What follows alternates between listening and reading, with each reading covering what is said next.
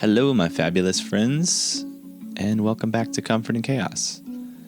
This is me, Eli, and I'm pretending like I'm not recording this intro minutes before it's time to release the episode. Lately, I've been really caught up in the creative process and the music creating process, which some of you might know that's what I like to do. But I really lose track of time in that space.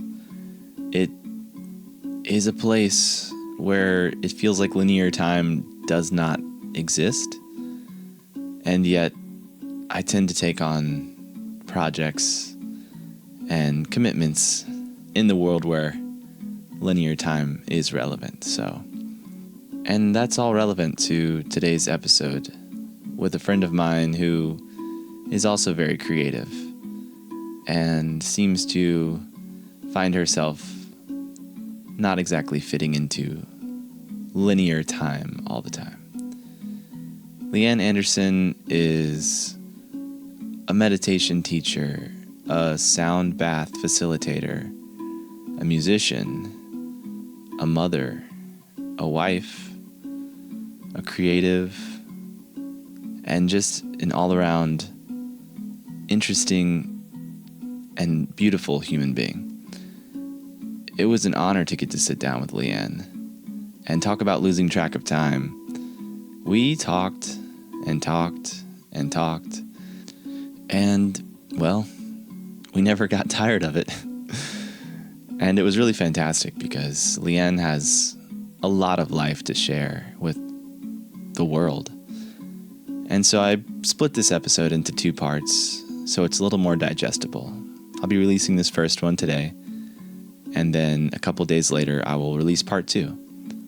In part 1, we get to know LeeAnn, how she grew up, and how the choices of her life really impacted the lessons that she now has to share with others.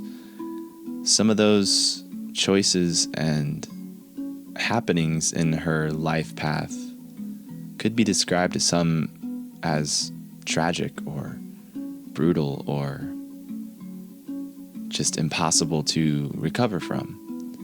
But LeeAnn has a different perspective on what it means to be human and how we take these things that happen in our lives and use them to be more open and compassionate and loving. So without further ado, y'all enjoy this fantastic interview with my good friend, LeeAnn Anderson. We all are here together just to learn about ourselves and how we can take care of everybody else. Living on a planet that is circling the drain, we do the best we can to not just go insane. It's comfort and chaos.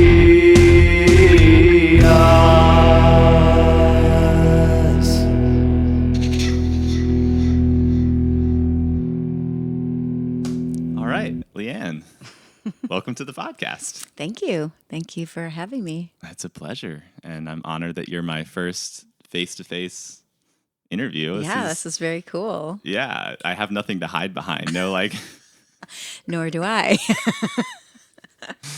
and that's exactly how I want this to go. So good. Well, how's your day been so far? Oh my gosh, it's been amazing. Sunrise at the beach. The ocean is fantastic. I almost lost my favorite hat because the tide is still really high. It's very high. So that took me by surprise.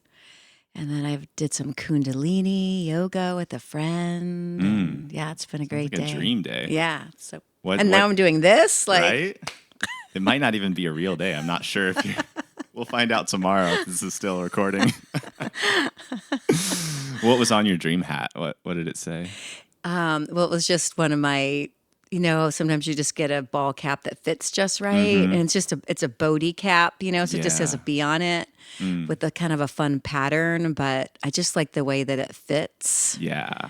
Yeah, I have those hats where it's like your comfort hat and it's like when you put it on, everything's better or different. Yeah, Or, my hair looks better for some reason when I have it on. Like, yeah. I don't know. It's just Well, one I'm of glad those you didn't things. lose it because it's hard. Those are hard hats to find. Yes. Yeah. Yeah.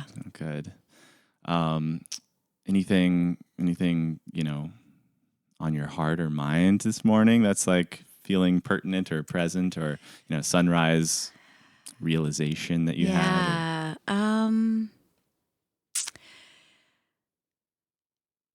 Not really. When I was in Shavasana after Kundalini, I had an image of myself rise up as a fairy, which was really cool. And Fairy, not yes, Ferry. yes, a From your fairy. Ocracoke travels. And I don't know, it was just really cool. The space that I was in, the location that I was at, Yeah. is a really magical location with a lot of energy. So I was like, oh, where's that coming from? Maybe Yeah. there's some fairies behind this house in the forest. Ooh, I bet Perhaps. there are. They might not be the fairies you want them to be, but there's something. That's a cool visualization. Yeah. So far, every fairy I've met has been friendly. We're definitely going to get into that at some point. Well, just to catch everybody up who's listening, I'm talking to LeeAnn Anderson, a wonderful friend of mine, and also a meditation teacher, a sound healing certified instructor. And those are just a few of the things you do. You're a musician. What else? Whew.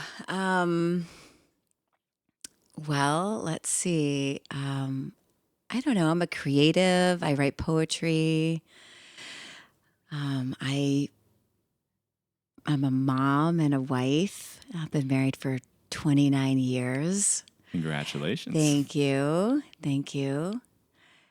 Not always rainbows and pots of gold, but that's what relationships are all about. I'd be concerned if it was. It's the up and the down. That's what makes it worthwhile. Yeah. I guess, you know. Absolutely. Let's see, what else about me? I love to be on the water. Obviously, you've chosen the right place Yeah, for I that. love to be on the water. I started coming down to Avon probably 16-ish years ago. It's probably about right. At about 2000, early 2000s, we started coming here all the time. So I guess that's, 23 years ago. Okay. Wow. So a little bit longer than I thought. But at one point, 7. yeah, right. At one point, during the recession, my husband and I were in the middle of pretty much losing everything because we were in development, and it was a really scary time. You know, we were in the process of, trying to pay our employees and not taking any paycheck, and just little by little, like going through all the equity in our house, going through all the savings. We're like, holy shit, when is this going to stop? Yeah. And in the middle of all of that, we were like, let's learn how to kiteboard. we were throw more chaos on we this were so situation. stressed out. We're like, let's just take the last bit of money we have and buy kiteboarding and threaten equipment. our lives. Yeah. Really challenge our sense of being. Yes. So that's kind of when we started coming down here, like on a regular basis, like all the time. Sometimes we would drive down from Raleigh, a 3.5-hour drive, and try to get some kiteboarding in and drive back that night, because it's super hard to come here and spend the night. Yeah. Like you have to be here for a week. And sometimes you can be here for a week and there's absolutely no wind. And then you're like, oh my gosh, So anyway, we got into paddleboarding too, because Yeah, exactly. needed something to do on the downtime, right? Yes. An alternative water sport. Yeah. is- So I is spent a lot of crucial. time on the water. It's really That's very awesome. healing for me. Yeah. Yeah. And, for those listeners who may not know where we're sitting right now, we're in the Outer Banks of North Carolina, and specifically Cape Hatteras Island. It's a wonderful and volatile place. We're currently looking out the window at like 20-foot swells washing onto the beach. And it's beautiful and terrifying, and just a really good place to strip away a lot of the societal baggage and just experience nature and yourself in a very clean way. Definitely, definitely. But you mentioned at a certain time you and your husband had employees. What was that business? Is that still a thing? Yeah, no. So my husband owned a development company, and we had at one point 13 employees. We had owned property in certain stages of development all over the state. Yeah. And he would, purchase land and then create neighborhoods, basically build roads into the neighborhoods. That was a big thing happening in the early 2000s Yeah, in North Carolina. very big specifically. thing. Yeah. So we at one point had our own construction company, but we got rid of that. And it was just easier to sell the lots to other builders. Mm-hmm. So that's kind of what we were doing. I gotcha. Yeah. That's an interesting parallel to my life because I grew up with a family and a dad who had a construction development company here on the island. And Yep. being a child at that time period that you were mentioning, early 2000s leading into the Great Recession, you don't really think much about it at that time. But now looking back, it was a very challenging time to be in that world and very volatile and, just challenging. So I empathize with your desire to just throw yourself into the water and be flung around a while. Right. Add a little fear, add a little bit more fear into my life. Yeah. Yeah. It seemed appropriate. Yeah, it definitely is. Well, that's cool. So tell me, let's go back a little bit further to LeeAnn growing up. Where did you grow up? I grew up in Buffalo, New York. Okay. And I grew up in the restaurant business. So we have another parallel there. Wow, there we are. Yeah. My family is now in the fourth generation of restaurateurs in upstate New York. And so I grew up an Italian household. Actually, my mom is not Italian. She's French and Scottish and American Indian. Oh, wow. And she was a combo. I know, right? So she ended up in Buffalo because she was flying for American Airlines. She was a flight attendant, and she got stationed in Buffalo. And she met my dad. Well, he was flying? No, he was behind the bar of his dad's restaurant. Oh, awesome. Yeah. Yeah. And my mom walked in, and I think it was pretty much all over. That's such a hallmark story. I know. It's really. The flight attendant comes into a snowy Buffalo bar. That's amazing. Yes. Yeah. It was really very funny. Her roommate, my Aunt Helen, she was my godmother. They both came into the bar. My dad was behind the bar. And then his best friend, Anthony, was also, I guess, in the restaurant. But so they both married those two women that walked into the bar. Wow. I love to believe that is just how love works. And maybe it does. Apparently, there's lots of attraction and passion there. Yeah, that's wonderful. And so obviously your mom, settled in Buffalo at some point, and along came you somewhere down the line. Are you I'm the one only of, child? Or? Nope, I'm one of three girls. Which one? I'm the middle. I'm the middle of three. That makes so much sense why you're such a healer and mediator then. Yes, always mediating. My older sister and younger sister, they were quite chaotic together. And I was always fearing for my younger sister's life. So I became a mediator quite young and just trying to settle that dynamic between the two of them. Yeah.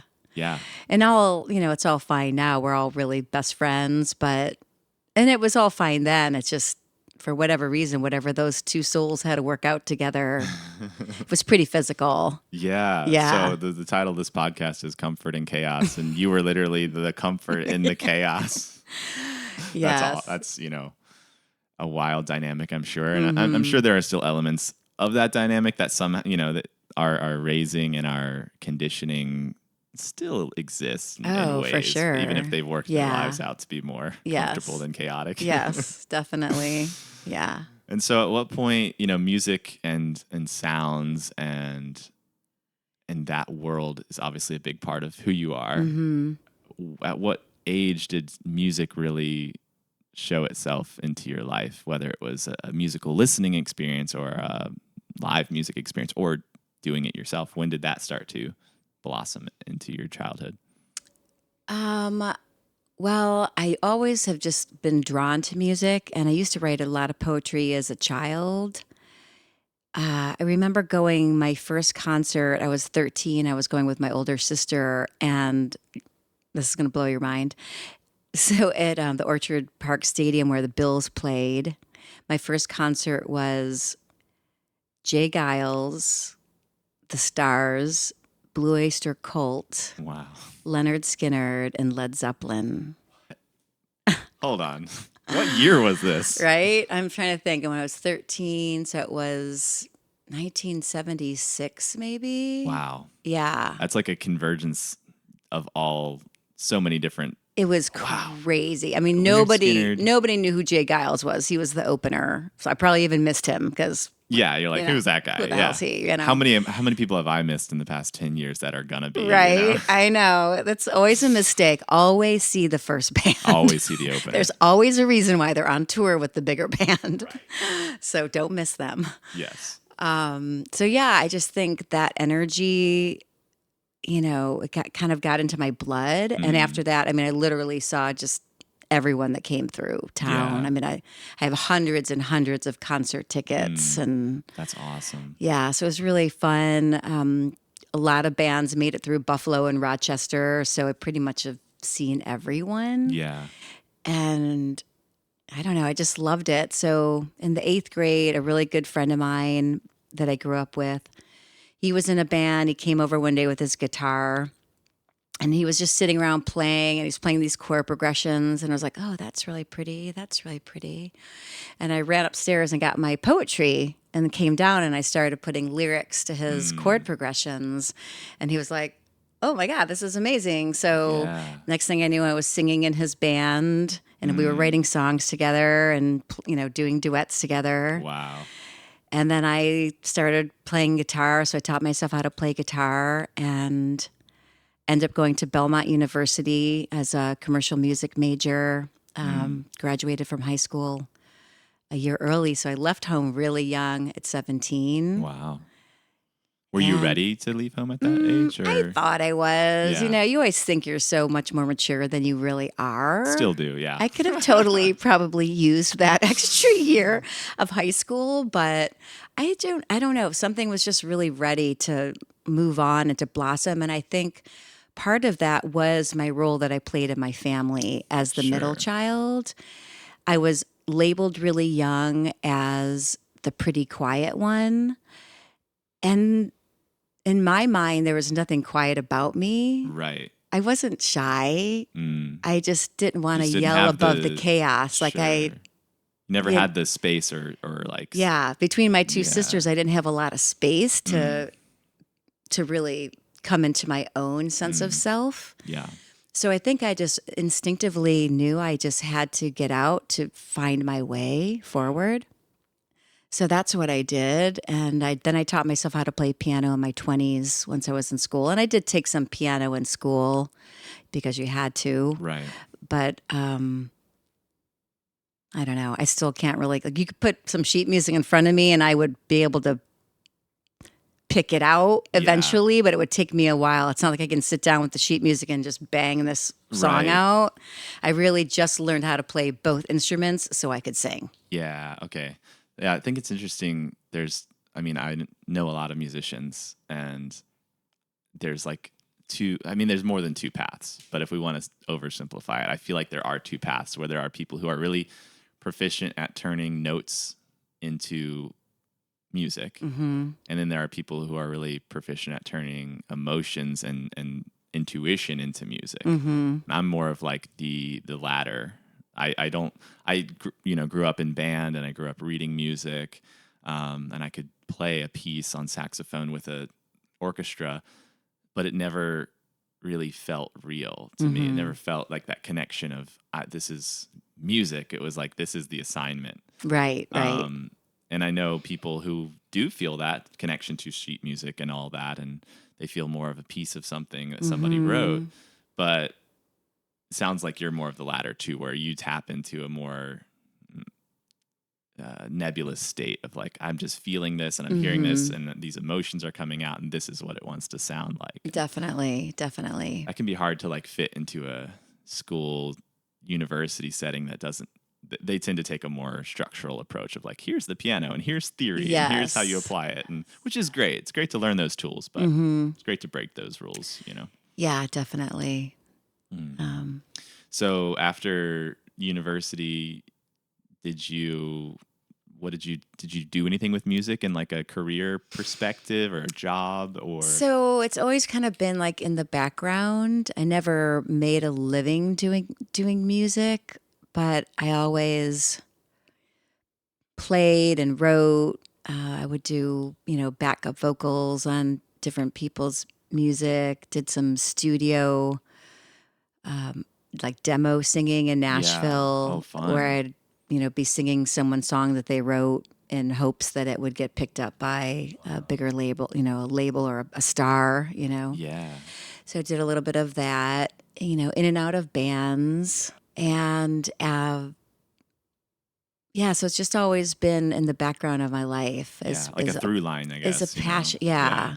Yeah, That's how I would definitely. describe my relationship to music too, is it's never been an obvious, like, here's your job, this is what you're going to do for sure. It's just been, music has been the only thing that has never left my life. Right. Even in the different shades of saturation it's had in my Right. life, it's never disappeared completely. Right, So right. it sounds similar. What was that first experience like, going into like a professional studio? What did it feel like? It's amazing. You grow up, in the era of Led Zeppelin and all this stuff, and you just have this image of the amazing things that happen in these studios, and then you get to walk into one and it's like Disney World, right? It's like Disney World. It really is. It's just a wonderful feeling, and they have like the best Neumann microphones, and your voice sounds like so good you can't even believe that it's your voice. Right. I'd like to have that experience. Yeah, you're like, whoa, and everybody's like, wow, and I'm like, ooh. As someone who runs a home studio, I don't get to do that. I just hear exactly what I hear, and it's like, all right, I can accept this. Yeah, it's pretty amazing. And as you can imagine, in Nashville, oh my gosh, the studios were state of the art. Yeah. Everything was just amazing. They were beautiful. There were snacks. I'm sorry I don't have snacks here today, especially for Charlie over here in the corner. He's oblivious. He seems happy. Yes, he seems very happy. He's just happy he's not on the back of a golf cart right now. Right. So, okay, you finished university, you're kind of doing your thing. Music's a part of your life, but it's not necessarily the main character in your life. But at what point did you start to explore your spiritual landscapes in yourself? Was this an early experience? You wrote poetry as a young kid, so obviously you've always been somebody who sees the world in a maybe romantic or different way than just, this is the world and I'll accept it. Yeah. I don't know anybody who writes poetry that looks at the world that way. Yeah, yes. So you've obviously always been a questioner. Indeed. And so when did that kind of become? I think pretty young. I grew up in the Catholic Church. Okay. At least I went to Catholic church on Sure. Sunday. Did you do confirmation and all that too? I didn't. I did do my first communion, and I never made it to my confirmation. Only my oldest sister made Okay. it that far. I think as we got older, my mom got tired of fighting with us about going to church on Sunday, and she just got tired. And she didn't grow up in the Catholic church, so she didn't really have a game in that fight. Right. And my dad didn't go to church, so she's like, "Why am I doing this with Sure. the kids?" And I think I pretty much, took after maybe my Indian heritage. I always felt God really strongly, but it was always outside. And I could really appreciate the cathedrals and the artwork and the thoughtfulness that went into the windows and how everything was laid out and the way that sun shined through. But I didn't feel the presence there like I felt it in the forest Right. or at the beach. So I started pretty young. I think when I left home, I kind of just left organized religion behind. It didn't make sense to me, and it seemed to cause more chaos than comfort in a lot of ways. And I don't say that in a way to dismiss or belittle community, that community, because I do feel there's a lot of value that comes into a church community, Absolutely. any community like that where you're feeling held and seen Right. is really lovely. And sharing an experience with other human beings. I mean, that's really what it's all about. It's like, Definitely. Yeah. whether it's about God or whether it's about the ocean or whether it's about Pokemon cards. It's like you're seeing this and I'm seeing this and we're here together. That's the real value. It is. It's really beautiful. And I just began to see that it didn't have to happen in a building. People could come together and share a spiritual experience without really wrapping a story around it, or a story or guilt or a sense of wrongness if you're not there, or like you won't find God anywhere else. I think that's maybe my personal hang up with where organized religion, and maybe specifically, at least I grew up in the West, so Christianity for me is this kind of narrative of this is God's house, and it felt way too convenient that you could confine something like an energy of God or source or universe into this man-made building, and that was the only place you could get it. At a young age, I kind of just had this feeling of that feels like way too convenient and way too able to be manipulated. And that's where and restrictive. Yeah, that's where I kind of had my hang up. Because it's similar to you, I felt growing up in a place like this where nature is so intertwined with everything, especially the ocean, is like the sense of spirit or God or whatever is so much more raw and real to me when I'm in those elements. And yeah, definitely resonate with that one. Definitely. Yes. And so that was your intuitive sense. And when did you start to kind of explore other paths outside of your childhood conditioning? Yeah. So my mom was really very open. And so when we were in high school, she started taking us to some different churches, different beliefs. So that kind of started to open the door for me as far as understanding how other people view source or view God. And often I find it's really all very similar. It's maybe just laid out in a different fashion, and there might be slightly different nuances, different language, of the religion, literally, different terms, different hymns, chanting versus a hymn, but it's all leaning towards the same thing. And so when I was living in Nashville, I actually had Buddhists that lived below me, and I would hear them chanting. Their friends would come over, I believe it was a Thursday evenings, and they would just erupt in these beautiful chants, and it just sounded so lovely. So that really drew me in. Yeah. I started to learn quite a bit more about Buddhism from them. And what age was this? About early 20s or? Yeah, no, I was 18. Okay. Probably. Yeah. It was when I first moved to Nashville. It was my first apartment.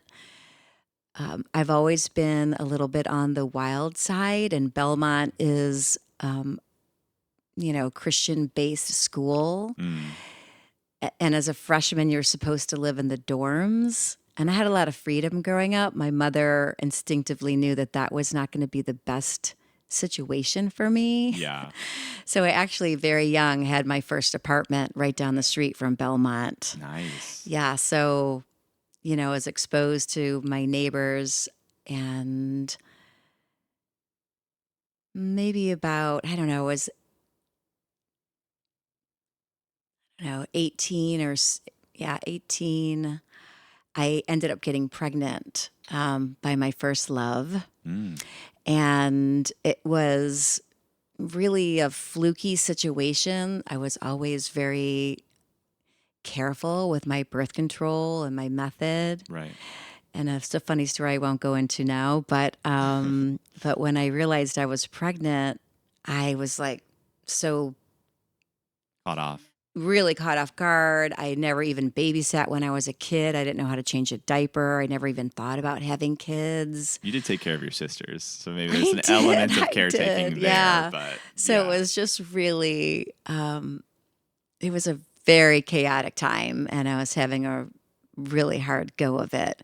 Even just thinking about what I was going to tell my parents. yeah, And I remember talking to my downstairs neighbors about it, my Buddhist neighbors, and they taught me a chant, Nam Yoho Renge Kyo. And so what's that they, translate to? And is it Sanskrit? it is. And I don't know verbatim, but it's something like the light of the truth is on your path, Mm. to trust in, trust in the divine's Hmm. working in your life, the divine working in your life. It does have specific words that go to it. And it's funny because that came up in my Kundalini practice today. And now I wish I had written it down because I remembered I hadn't heard the meaning of it in a long time. And I was like, Yeah. oh, yeah, yeah. Oh, and I wanted to write it down and then I didn't. But anyway, that just really helped me, I guess, get through the chaos of that time and become clear on what I wanted to do about my Yeah. pregnancy.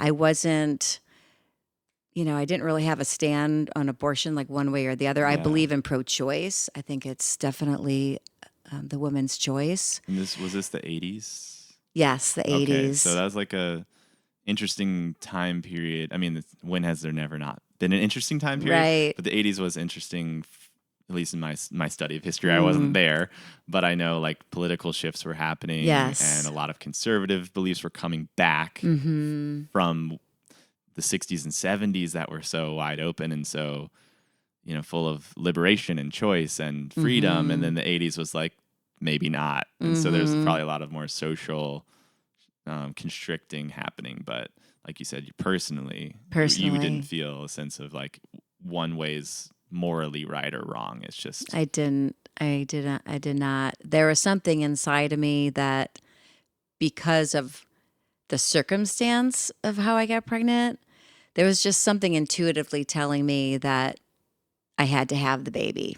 mm, And the chanting was really great because it helped me just become clear on that and to be able to tell my parents, to be able to stand strong because, again, I've always kind of walked my own path. yeah. And my family was really used to this, but this was even like another level of like, oh my gosh, Yeah. LeeAnn, whoa. How much more are you going to give us?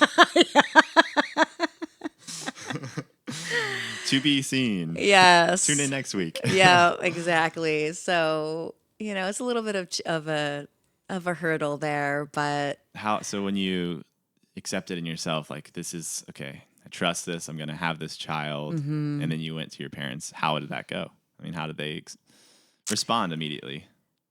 well, I told my mom first. I still was afraid to tell my dad. Always.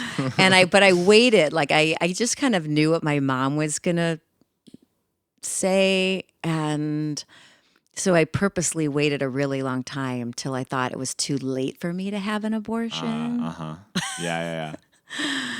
Because that was, she thought I was gonna ruin my life Mm, and, this was the worst thing that could happen. So that was a little bit challenging. And my yeah. dad actually, he ended up being one of the people that just took it really well and trusted that my instincts were correct, and Isn't that funny sometimes how that goes? so funny. Or often how it goes, actually. Yeah. So he was really pretty supportive, which was great. Mm. Yeah. Yeah, I have a kind of an inverse experience in my own life of consciously choosing not to have children. I mean, I've been married before, and that was kind of the crux of that marriage, was the desire on one side for children and my decision not to. And as I kind of came to that truth in myself, it was like telling your parents, but the other way around. There's expectations on both sides, right? Yeah. Of not and of having them. And I was scared to tell my mom and not as scared to tell my dad because I figured yeah, I don't know, my dad's like this free-spirited hippie guy who lived his life very, interestingly before we came along. And my mom is very maternal, very, I could just see this, like I could see her being such a great grandmother. And but it was interesting when I did like face that and tell them both. My mom was like, honey, like I'm gonna love you no matter what you choose. I'm gonna find children to love no matter whose they are, Yeah. And she does that, she really does love all this whole community. She's like this whole community's mother. It's amazing. And so that was like, oh, paradigm shift. Yeah. And then my dad had a different like initial, he was like, what? This is the best thing you could possibly do. You can't miss this. You guys are the best thing that's happened to me. And I was like, oh, wow, this is, I was like expecting such an easy afternoon and it internally became more difficult. But it is that thing of your expectations in life will always be shown to be not what they are. Yes. Well, so I'm more like your dad, where even though I never thought I would have any kids and I ended up having 3 kids, I love that I did. Yeah. Like I love that I set myself aside enough to nurture and bring in humans that are loving and kind Yeah. and bring a sense of light to the world. Yeah. So, yeah, I would naturally want that for Yeah, all yeah, of my yeah. children because I would have never experienced. There's nothing, absolutely nothing like the love between a parent and a child. And as a parent loving their child, there's no love like that. You can't, there just isn't. And it's amazing. Yeah. And it just fills you up. Yeah. I fully believe it. Yeah. I do. And to, I guess, my only, not even rebuttal, my celebration of responses like yours and my dad's at that time is that I'm so happy for you guys. Like genuinely so happy that you guys had that experience. Yeah. And that bringing children to your life did bring more to you. I think there are examples of people that maybe haven't had that experience. And I think those experiences from a whole different conscious plane have value and karmic predicaments that make the universe more interesting. But like if you go to the personal aspect, there are some pretty hard things that happen, understandably. Yeah. And maybe sometimes on this lifetime, some people just aren't ready for that. No, or don't want to experience that. I totally agree. And that's also valid. Yeah. But the main thing was like, I told my dad, I'm like, I'm so glad that my sister and I were such great kids.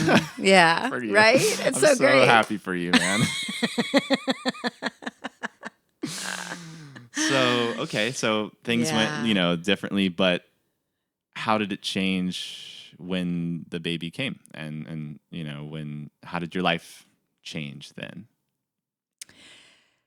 Well, so this is really going into it. Yeah. Wasn't expecting to go here, but so I knew that I wasn't ready to be a mom at 18. Understandably. Fully understood that. Yeah. I felt that the baby, her name is Valentine, needed to be born.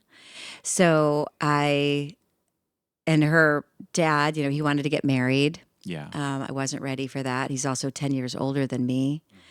So something instinctively, again, inside, knew that wasn't the path for me. And I just knew, even though I believe he is a soulmate of mine, that he wasn't my soulmate for this journey. And that was really hard for my parents to understand because I really did love this person with my whole heart, like my whole being. It was really evident. So they could not understand why I didn't want to get married. Conventional wisdom led and all to this. the assumption Yeah, they that were you just, should. and I just knew that I would outgrow him, and I didn't want to go through a divorce on top of everything. And so I was going to give Valentine up for adoption, and I had actually found the parents for Valentine when Valentine's dad convinced me that he was ready to raise the baby, whether or not I was or not, and that I could be a part of their life in any capacity that I felt like I had Right. Which now for has a name. this. It's called co-parenting, and Yes. it's becoming more and more of a normalized and accepted thing. Right. But at that time, was like, what? No, no. How do Yeah. you not, get Right. married? Yeah. So, yeah. So he took the brunt of responsibility for Valentine. We all lived in Nashville together for the first 8 months of her life. And her dad is from Durham, North Carolina. And his family owned a really big construction company. They Okay. built Duke University. Wow. And he realized that he needed to go back to North Carolina, take his place, secure, for security and income security for Valentine. That was what he thought was the best choice. And I was, of course, welcome to go with them. But I was in Nashville to do music. And I was at that point Yeah. wanting that to be my life Sure. and my your future. life's just starting my in a life, lot of ways. yeah, I'm just a kid. So I let them leave Nashville without me. And that was lots of chaos. And grief and Yes. uncertainty, I can imagine. A lot of all of that. A lot of all, yeah. And there was just a part of me that just felt like I would ruin both of their lives with my unhappiness. Like at the time, I couldn't see that the universe could very well unfold in this magic way, and I would be held the whole time. I wasn't open enough to find the flow in that. And so it really, it sent me spiraling out of control, really. I mean, at that age, and maybe not even that age, I don't want to bring it down to just such a simple perspective, but at that conscious level or unconscious level, maybe choices seem incredibly consequential at that time, where it's like, now, I'm sure at your age and even at my age now, it's like you've been through enough things to know that, yes, choices are important, and it's important to be as conscious when you're making choices, but that the things we call consequences are actually just the path, right? And you chose a thing, and it became your path, and it's why you're sitting here today talking about everything that unraveled and happened, and chaos and the distillation of all that pain made you who you are now. Oh, you couldn't possibly 100% go back and unmake that choice. No, I fully see how the decisions in my past have rolled up to be the foundation of my present and have prepared me along the way for other things that I experienced that I don't know if I could have handled had I not had a taste of that grief earlier. Yeah. So it is really incredible as you get older. I know when you're young and you're in the throes of really heavy life decisions, and because you don't have the experience of previous hard things that you go through, Right. It's whatever's currently happening is the worst thing that's ever it's happened the worst to you. thing, and it's very overwhelming. Yeah. But as you grow up, as you age, and you become, you come more and more into your being, you really see how those pivotal points in your life, they were so necessary to bring you to the point that you're at now. Yes. And into the ability to stay present as more things come and to flow with, oh, it's time to surrender right now. Or it's time to gear up right now and actually make this thing happen that's coming to me. It takes, the world kind of has to beat you into a sense of surrender and like surrendering to your aspect of control over it, thinking that if you just made the right decision, then then it'll all be good forever. Yeah. And I think the universe is more kind than beating, go but- back and challenge the beat you into Yes, I I want to challenge that too. I don't like the word. Yeah, but I would say though that the universe, life has a way of molding you and refining you, yeah, I like that. and Language is important. it really is important. And I've understood that from a really really young age, that the words that we use, they're the most important things They that carve we they craft Yeah, our perception. they our do. experience. They create our reality, really. I have found, and I think it's just really important to watch the way that we talk about what we want and talk about who we are. So many people are accustomed to, and I know we're kind of getting off a tangent It's in this okay. other This is realm, a tangential but yeah, podcast. but people are just really accustomed to talking to themselves in a manner that you wouldn't talk to your dog, or your Yeah. best friend. So for me, I've always been really cognizant of the words that I say. I'm a manifester, and I can manifest some really big shit with my words. So I'm always really, really careful about That's great. my, yeah. Have you ever read the 4 Agreements? Yeah. The first agreement is to be impeccable with your word, and I find that to be the most important and the most challenging agreement to make with yourself. So challenging. Because it's that same thing of like, whether you or I or anyone else believes that, there's a metaphysical sense to manifestation, there is an actual, you're saying something, it's reverberating out of you, it's reverberating off of your mind, it's making an impact on your emotional well-being in this very moment. And that has a butterfly effect that you can't even begin to. Completely. So to be impeccable with your word, not to be obsessive or to be self-demeaning if you say something that's like, oh no, that's not the point.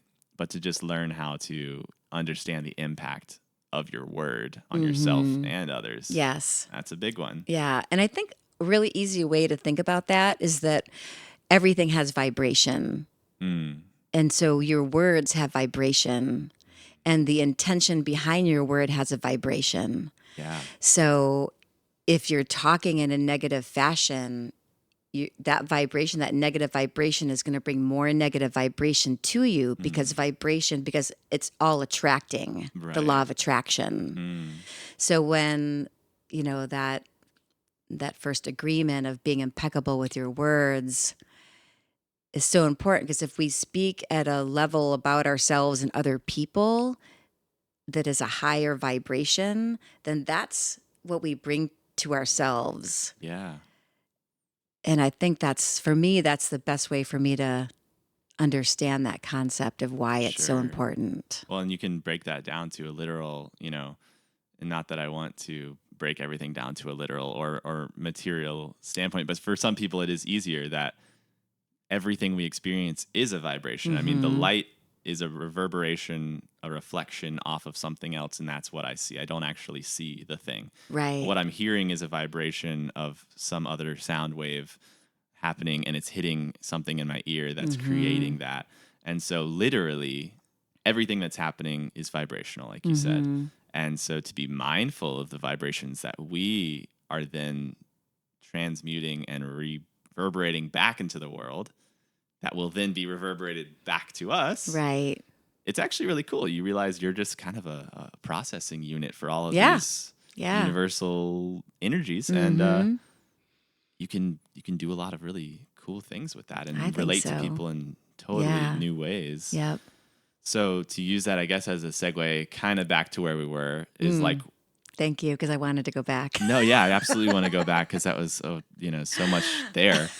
But where were you at in that self-talk and your ability to find love for yourself in a time that may have been really difficult too? I think, maybe we didn't come to this podcast with any preconceived notions or topics, but I'm kind of feeling this topic of your life journey, loving others and maybe losing the love of others, leading you to a sense of love of self. Mm-hmm. That's kind of what I'm feeling. So Yeah. where were you at in that time?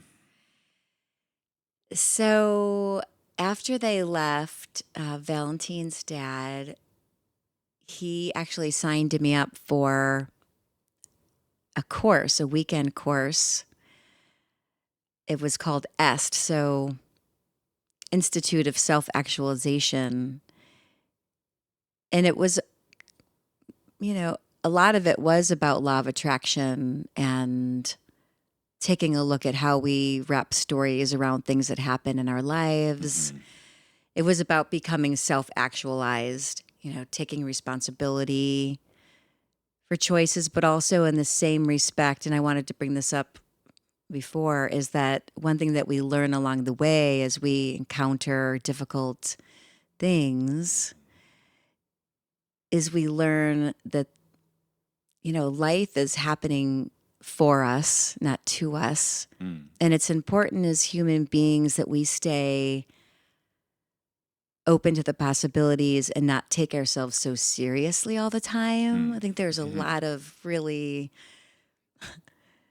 people can get really deep and really kind of bogged down in the weeds of what's happening in their life. It's happening. Yes. And then it's happening in symphony with everything that's With everything happening. We're not like else. this separate Yeah, main character story. we're not. We're just not. this tiny little speck of dust in this universe that we're experiencing this right now for really the benefit of who we are, because everything that happens to us helps us grow Yes. and helps us have more compassion for other people. Mm. And that's really what it's all about, is learning how to love people where they are. If you don't agree with them, if you don't see it from their perspective, it doesn't matter. What matters is that we still, as best we can, interact with them with a compassionate viewpoint and understand that they're just experiencing life too. Yeah. And you only have as much capacity for those other people as you have for yourself. Mm-hmm. When you have to include yourself in that, that's like, it's the hardest thing sometimes, and it's also the most important thing to ground in that sense of, I can love and accept myself for whoever I am, despite my choices, despite my better judgments, despite my ego. Yep. And then that also enables me to extend that to others. Yeah. You can do the Definitely. fake dance of like, I love everyone and whoever they are. But if you're really denying yourself, you're not allowing anybody to be loved or love you. So, Right, yeah. right. Mm. Wow. Yeah. So in Valentine's life, did you make your way into it in a more pronounced way? I did. So we made this agreement. We never even had a written agreement at all. Like nothing was ever, there was no custody agreement. But I went back and forth to North Carolina for years and years. And my mom worked for American, so she would fly and pick up Valentine on her days off and bring her to me. She would come stay with me for, weeks at a time. So we just had this really, easy kind of flowing back and forth. Valentine didn't know any better. She didn't know any better until obviously much later, we can get into that in a minute, but yeah, so everything was pretty simple. Chris at one point remarried, and his wife wasn't as open to our openness with this That's challenging. situation. So it was a little bit challenging, but we made it through. They didn't last. And after they got divorced, not too long after that, I had gone to visit them. So I went back to North Carolina for the first time in a few years. And I realized that it was time for me to make that shift. Yeah. And I think it had been formulating in my head that my life wasn't going to move forward the way it really needed to until I reunited myself with Valentine fully in a more permanent situation. Vulnerable. Yeah. So I made my decision while I was there that I was going to move. And at this point, I was living in Chicago. Okay. And I went around.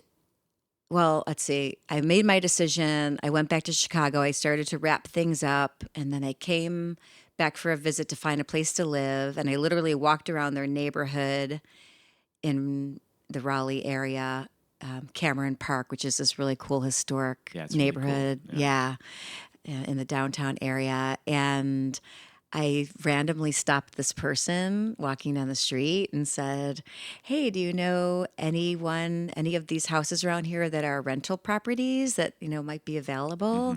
And we just literally happened to be standing like catty corner, and he turned around and he said, "Yeah, that house right there is a rental and the guy lives on Park and his name is da da da da."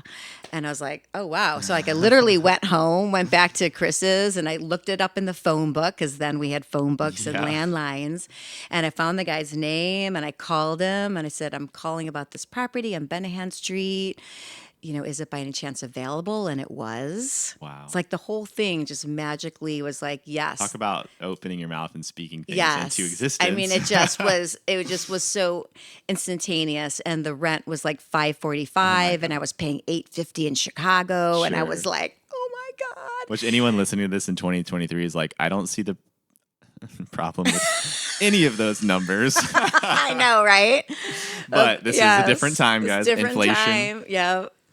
850 was a lot back then. Yeah, over 30 years ago. So it was just incredible. And the place was just this great 2-bedroom with this, Wow. it was a carriage house actually. So there was 4 or 5 garages on the bottom with this Whoa. carriage house built across the top. And it was just magical in Cameron Park, which was a magical neighborhood. Yeah. It was 4 houses down from where Chris and Valentine lived. Oh my gosh. So she could literally walk back and forth. She had to pass my house to go to school. And it was just perfect. You And landed. I you totally made it. landed. Yeah. I totally landed. And she was so happy. She was in elementary school. And I remember one of the first things that I did as a volunteer parent in Chicago, I had gone through film school. And so I produced one of their videos, plays that they did. It was really cute, Uh-huh. and the teacher knew my background, so she asked me to come in and be the producer. Oh my and gosh. yeah, It must so have it was- been such a just wild. Like you 18-year-old or 17-year-old LeeAnn would have never thought, this is what I'm going to use my yeah, skills for. But maybe at that time it was exactly what you wanted to use your skills for, right? yeah. So it was pretty cool, and we just kind of settled in. And then, life started unfolding in Raleigh, North Carolina. And at that point, like my friends, they'd be like, where are you moving? What? Like yeah. North Carolina? Like, where is that even? Show me that on the map. They're all thinking about LA or New York. Yeah. or- They're all like, do they wear shoes there? Like everybody was like really. Not ugh. here. Yeah. They were like, whatever. But, I loved being outside. I loved being on my bike. I loved being in nature, and the fact that I could be in nature most months of the year Yeah. without being encumbered by snow and sleet and hail and my nose hair freezing was really enticing. So I loved it. And like 6 months later, I met my husband. Wow. Yeah. How old were you at this time frame? I was 28. Okay. Wow. So you met your husband. You're living in the same rental place at that time? No, I actually picked him up on an outdoor athletic field on NC State.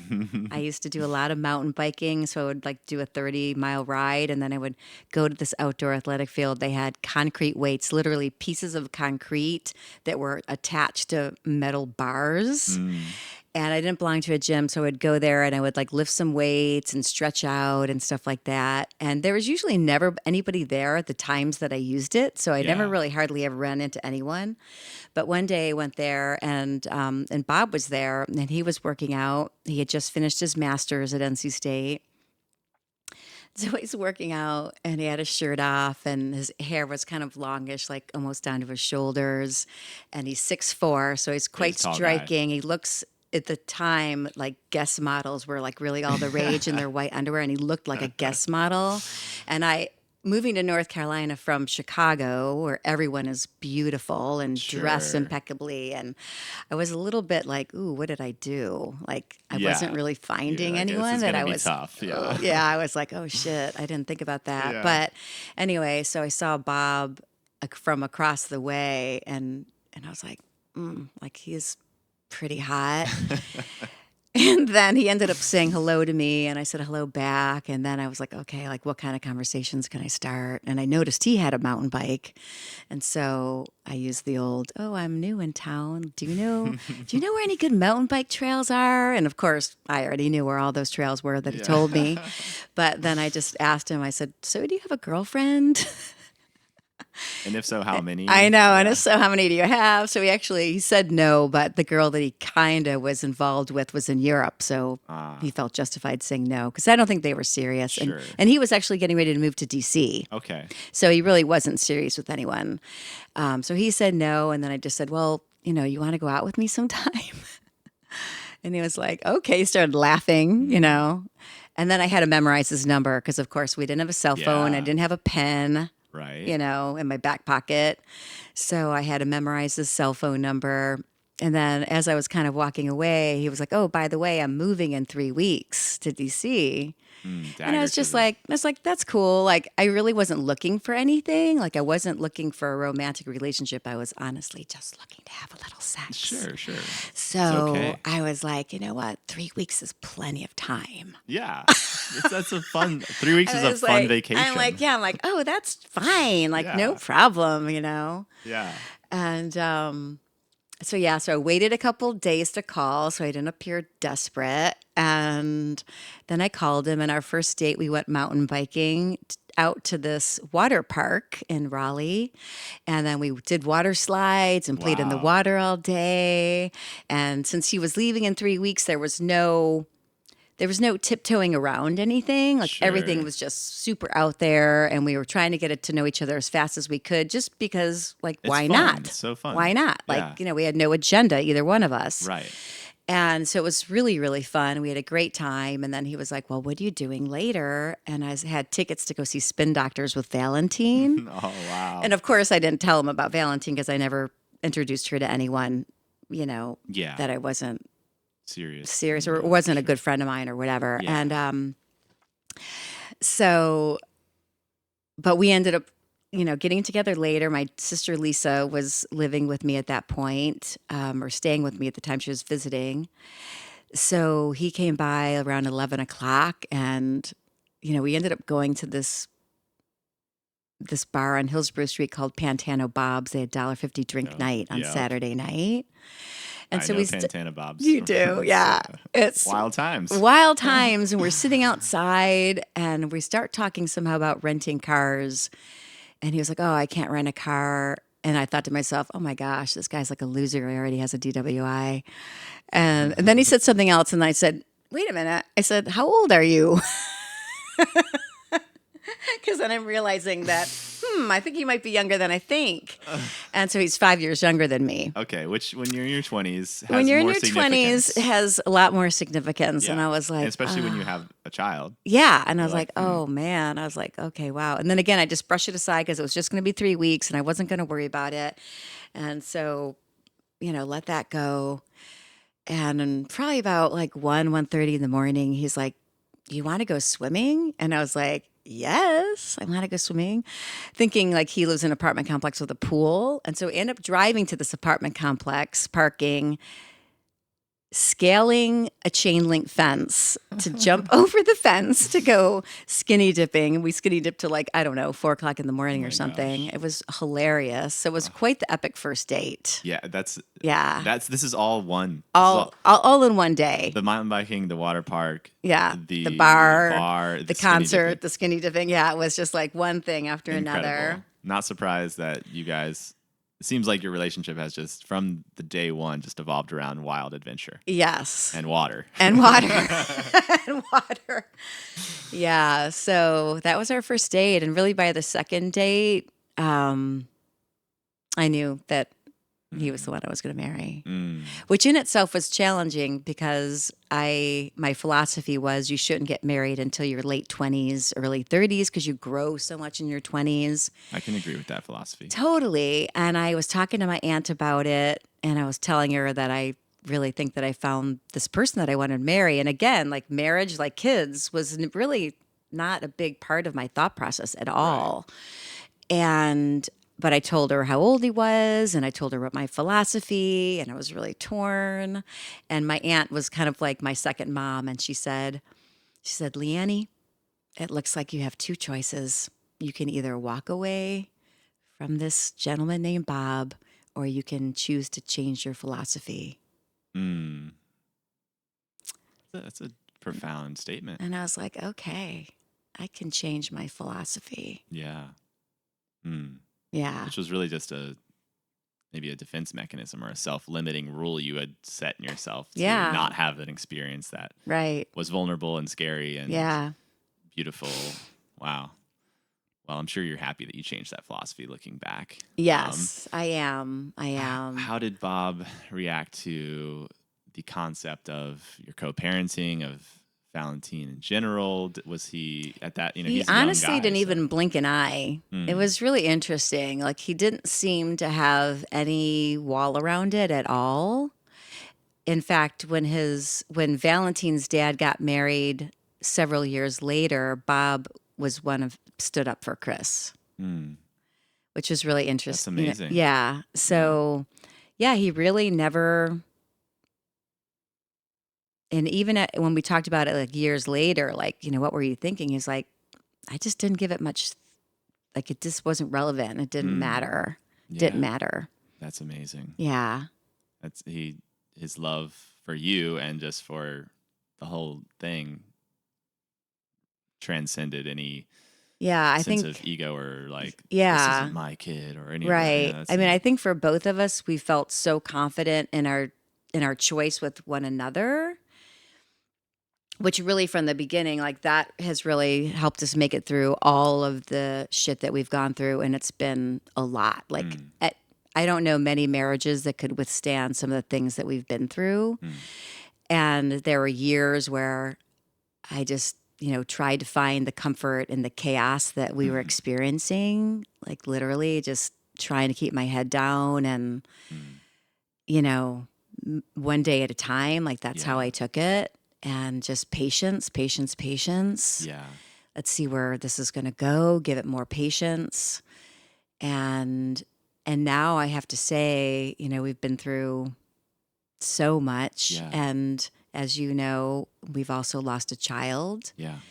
And I just remember thinking after Patrick passed, because it was so sudden and so unexpected, I just remember looking at, we just looked at each other and I could just tell we were thinking the same thing. And that was, I'm so fucking glad I'm standing here with you because I can't imagine going through this horror with someone else that doesn't understand, that doesn't feel the same way we do. Even though we were both experiencing different kinds of grief, him, the dad, and me, the mom, we knew that nobody could really fully understand what was And happening. That ability to turn towards as opposed to turning away, which, grief and trauma and just things that happen can easily make you close off and turn away. And especially with other people or other people that we love dearly, we can easily think that, you know what, this is too painful. I have to shut down. I have to turn away. But you and Bob seem to have, and I can't imagine it was just a seamless, every day we're going to do this. I'm sure there was ups and downs and moments of heart being closed, but more often than not, it seems you have turned towards each other and realized how much richer and deeper love grows when you do turn towards in the hardest times. But let's maybe back up just a little bit. So you have Valentine from this first experience. You and Bob fall in love, get married. Yep. And you guys have children of your own. We do. We have 2 children, Juliana. She was born just about 4 years after we were married, and Patrick 2 years after that. Mm. And so earlier when I said that Valentine didn't really realize what she was missing at the time, after we did have Juliana and Patrick, and she was around and she was there to see me be their mom fully and completely and sing them lullabies every night and patch their knees when they got hurt. That was, I know that was challenging for her. And it was, that started to bring up,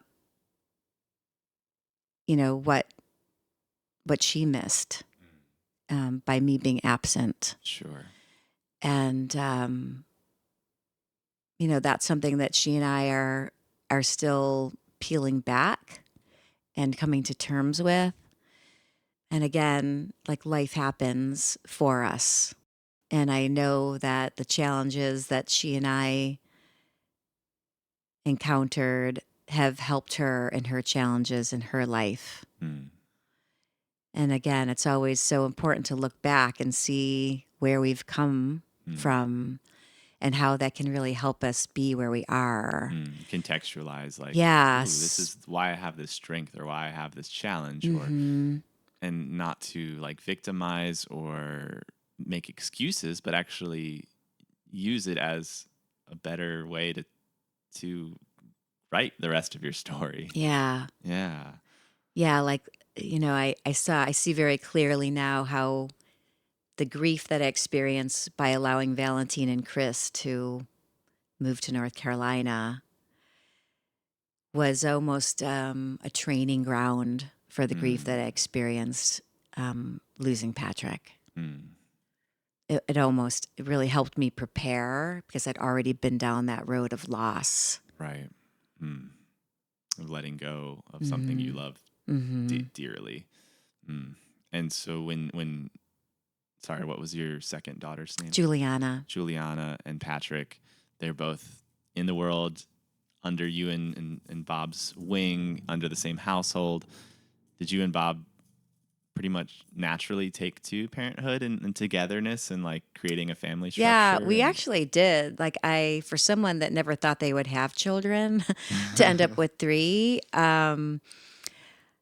yeah, I was pretty much a natural at it. Like it just was pretty easy. Pregnancy was easy. Navigating their different ages, all of that. I don't know. We just seem to have this really lovely way of being with each other. They were easy kids. I imagine they were really similar to you. Yeah, I want to and your bring back sister. my response to my dad of like, I'm so happy for you. Yes, it was just like, wow, this is very cool, and I loved being able to play with them and experience such a magical childhood because I had a little bit of a tumultuous one. Yeah.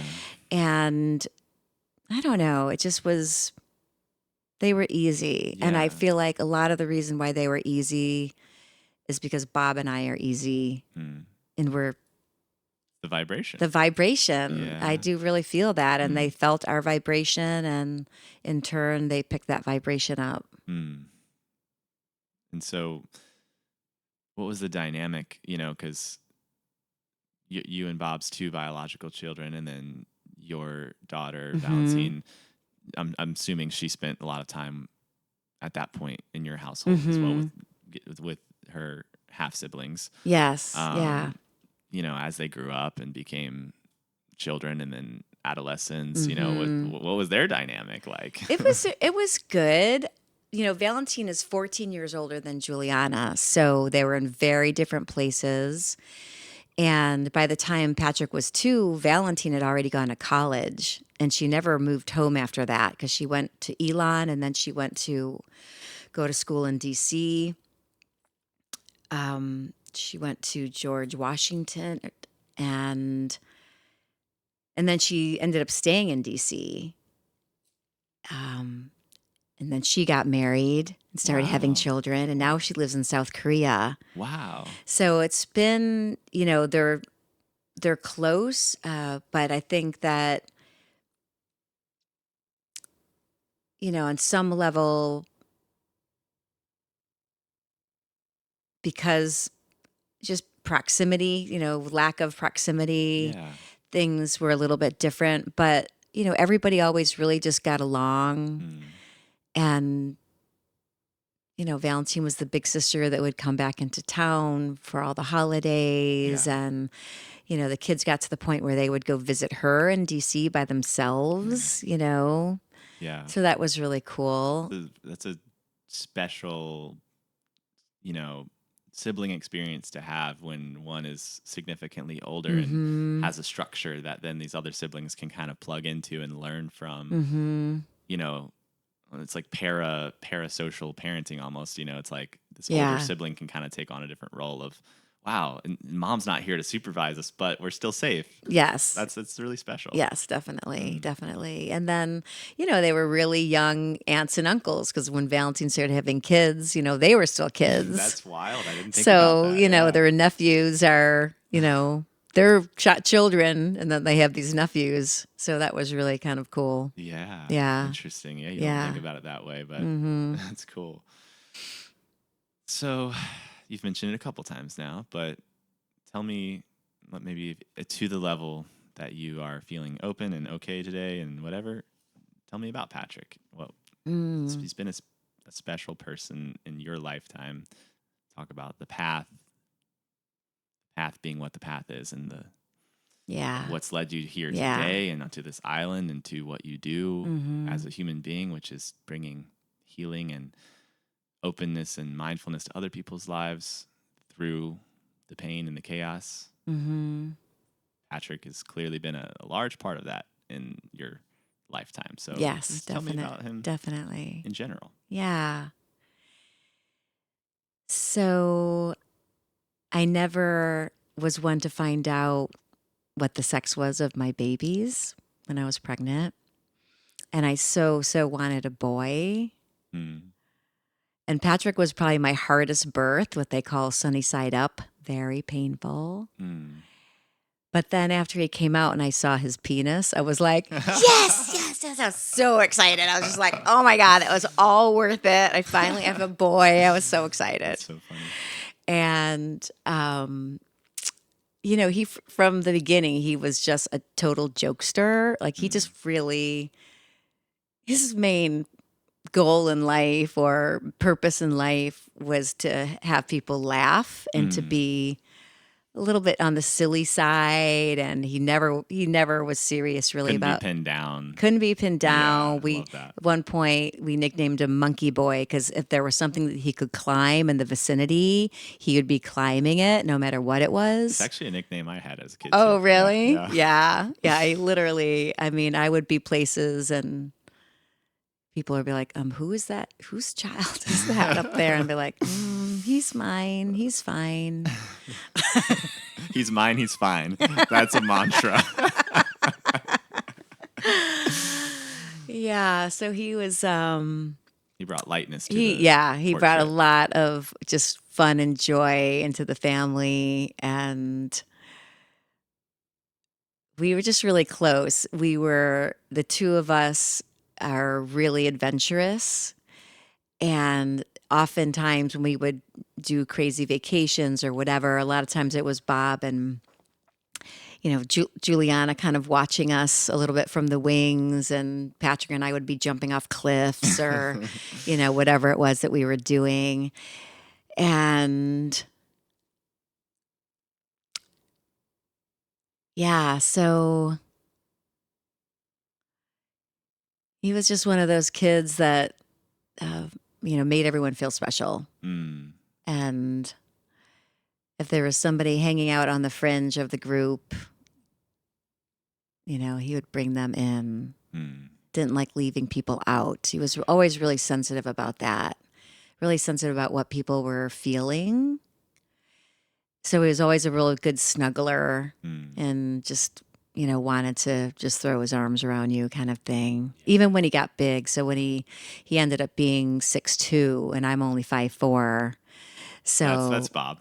yeah. And so he would just like engulf me in his ginormous arms, and then he would like pick me up off the ground. And he was always just so big. And we used to do this thing where we would, I'm not really sure what age it was that this started, but we would scare each other.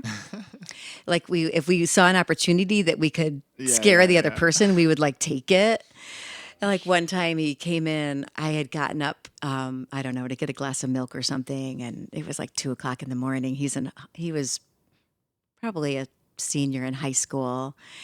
And I saw I saw that his car had pulled up, and so I hid. So when the hall from our front door, we live in a modern house and it's really open, but there's this little section between where the pantry is and the wall.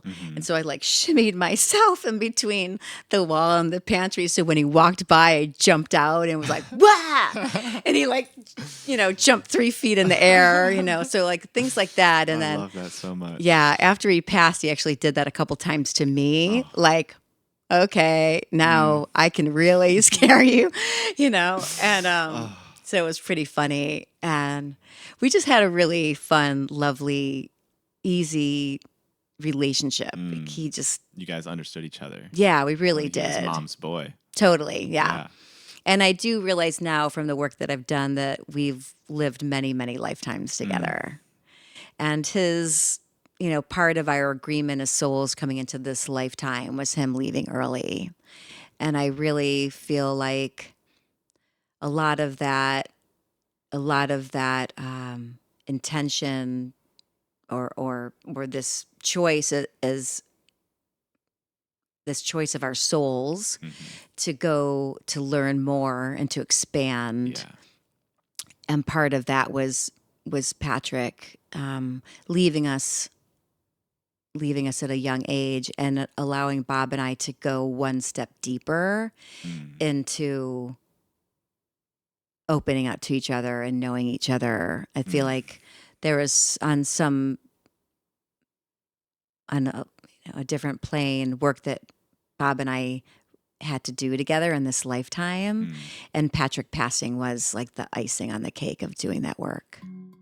That was part 1 of my conversation with LeeAnn Anderson. As you can tell, things were starting to take a different direction in our conversation. So I hope you tune in for part 2. It's coming out in a few days. We go very deep into LeeAnn's past with her son Patrick passing away and the different ways that transformed her life and her relationships. So please tune in to the next episode. And as always, thank you for listening, and feel free to leave a review, subscribe, send me feedback. I always appreciate it. And y'all take care. Much love.